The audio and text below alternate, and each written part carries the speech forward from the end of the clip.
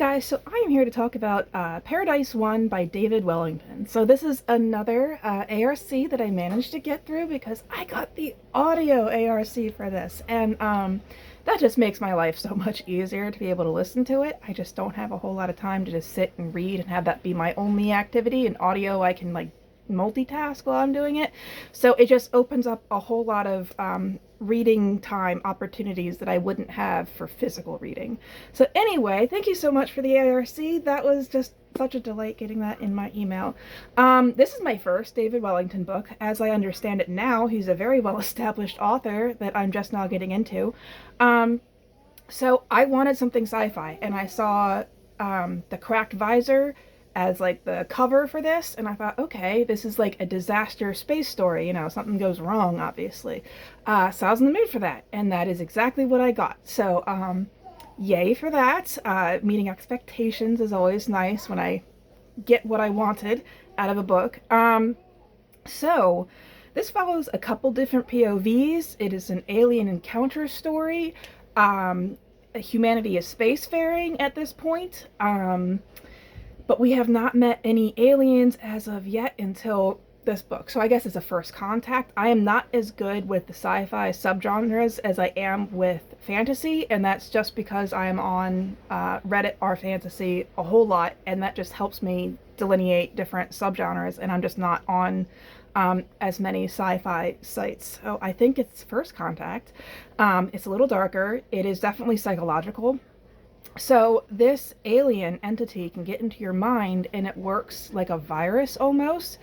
They're like viral thoughts. So if it tells you you're hungry, you're only going to eat and eat and eat and eat until there's nothing left, including yourself. Like you will start, you know, flaying your own skin off and like eating it. And so this was definitely a horror on some level, I guess, you know, psychological horror.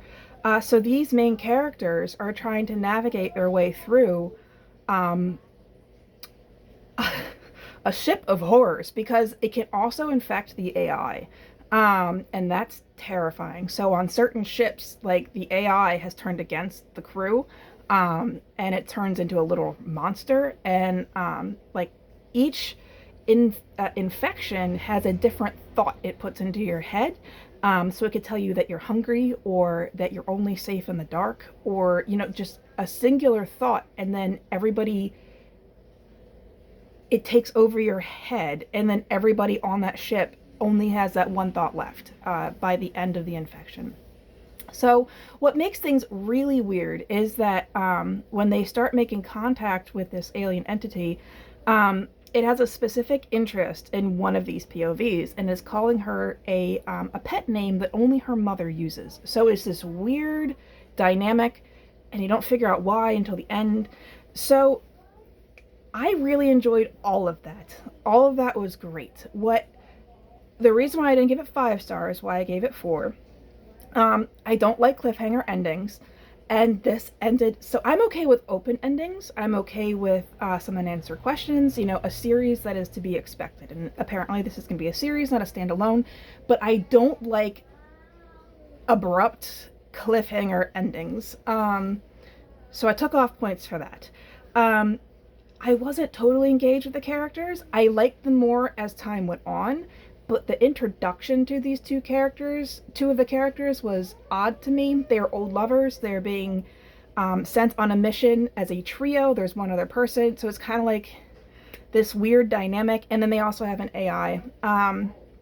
So I guess there's 4.